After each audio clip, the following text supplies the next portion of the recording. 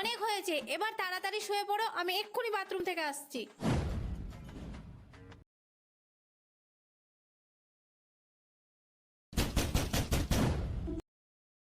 জিহান, দরজাটা খুলে দেখো তো কে এসছে। হাই, তুমি আবার কে? আমি জোকার। তুমি আমার সঙ্গে ফ্রেন্ডশিপ করবে? হ্যাঁ, আমারও তো কোনো বন্ধু নেই। চলো আমরা খেলা করি। ইয়ে ইয়ে ইয়ে ইয়ে ইয়ে ইয়ে ইয়ে।